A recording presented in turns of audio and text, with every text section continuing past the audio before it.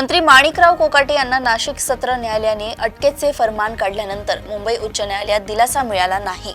अटकेला स्थगिती देण्यास न्यायालयाने नकार दिला असून पुढील सुनावणी शुक्रवारी होणार आहे।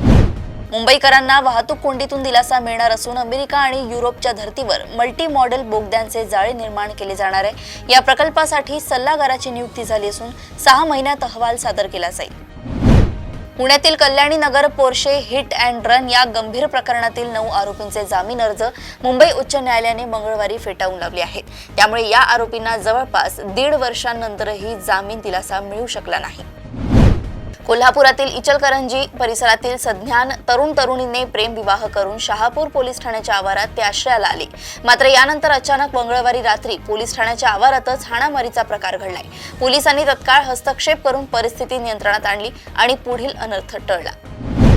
ऑफ हायवे टायर उद्योगातील जागतिक अग्रणी कंपनी बालकृष्णा इंडस्ट्रीज लिमिटेड यांनी त्यांच्या CSR उपक्रमांतर्गत द BKT फाउंडेशनच्या माध्यमातून मुंबईतील किंग एडवर्ड मेमोरियल रुग्णालयासोबत पार्टनरशिप करून रुग्णालय परिसरात 15,000 चौरस फुटांहून अधिक क्षेत्रफळाचे आधुनिक क्रीडा दुखापत व पुनर्वसन केंद्र स्थापन केले।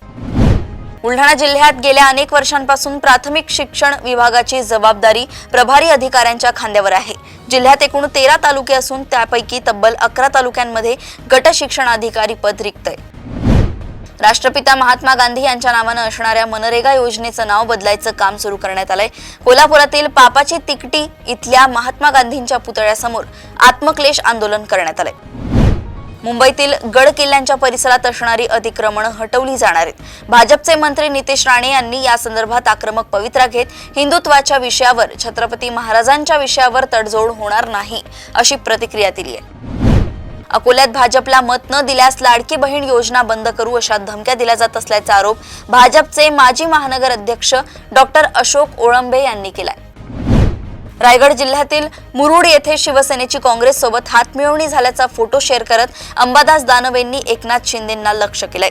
धाराशिवच्या उमरग्यानंतर सादर आहे शिंदे काँग्रेस युतीचे नवे पर्व द मुरुड फाइल्स असे म्हणत अंबादास दानवेंनी शिवसेना आणि काँग्रेसची युती झाल्याचं सांगितलंय।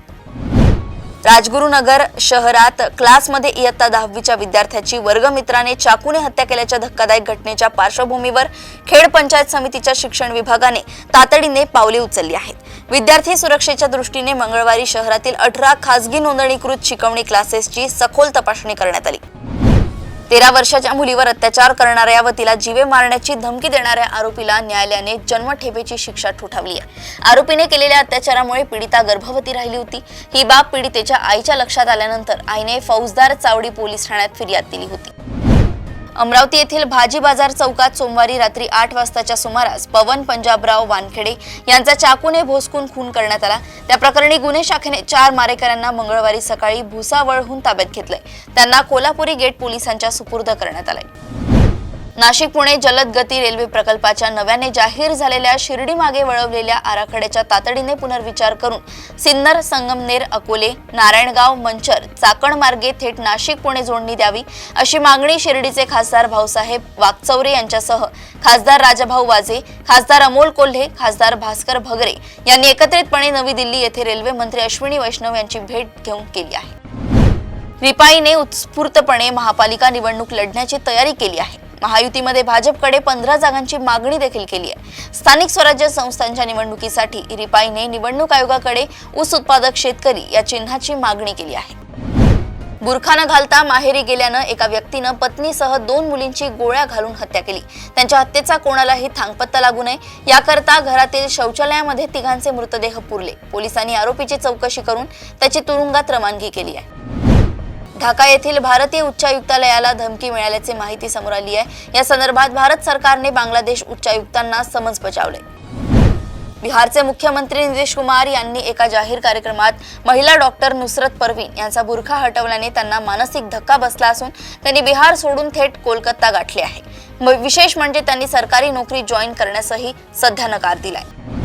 उत्तर प्रदेश पॉवर कॉर्पोरेशन लिमिटेडचे निवृत्त सुपरिटेंडिंग इंजिनियर रमेश चंद्र आणि त्यांची पत्नी नीलम 70 दिवसांपर्यंत डिजिटल अरेस्टच्या भयानक जाळ्यात अडकले होते। सायबर गुन्हेगारांनी कानपूरच्या या दाम्पत्याची आयुष्यभराची 53 लाख रुपयांची कमाई लुटली।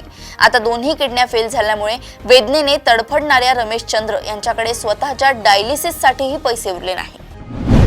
मध्य प्रदेशातील सतना जिल्ह्यात रुग्णालयात थॅलेसेमियाने ग्रस्त 6 मुलांना HIV बाधित रक्त चढवल्याची घटना समोर आली आहे। जिल्हाधिकाऱ्यांनी तपासणीत झालेल्या दिरंगाईबद्दल अधिकाऱ्यांना फटकारलंय।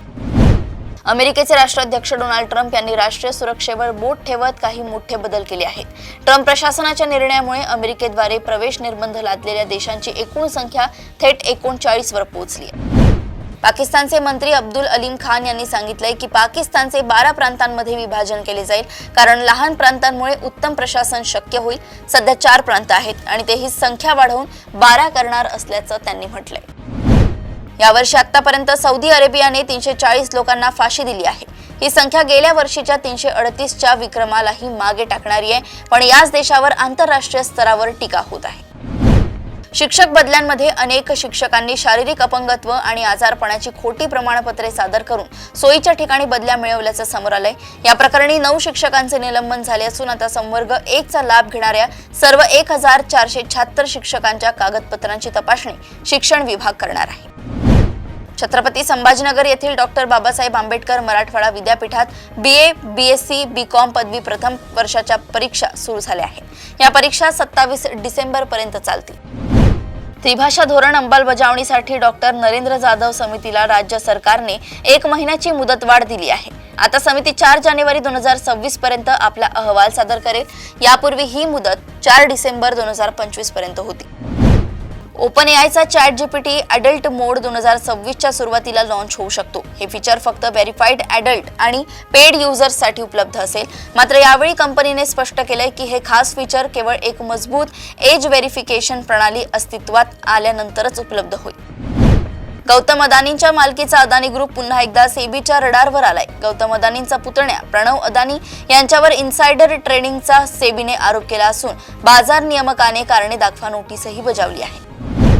मराठी चित्रपट सृष्टीतील भव्य आणि महत्त्वाकांक्षी चित्रपट राजा शिवाजीचं शूटिंग यशस्वीरित्या पूर्ण झालंय। राजा शिवाजी ऐतिहासिक बहुभाषिक ॲक्शन ड्रामा 1 मे 2026 रोजी जागतिक स्तरावर प्रदर्शित होत आहे। नाशिक जिल्हा क्रिकेट असोसिएशनचा आंतरराष्ट्रीय युवा खेळाडू आणि आक्रमक डावखुरा सलामीवीर साहिल पारख याची IPL 2026च्या हंगामासाठी दिल्ली कॅपिटलतर्फे निवड झाली आहे। अशाच सुपर 30 बातम्या जाणून घेण्यासाठी बघत रहा देशोन्नती। नमस्कार।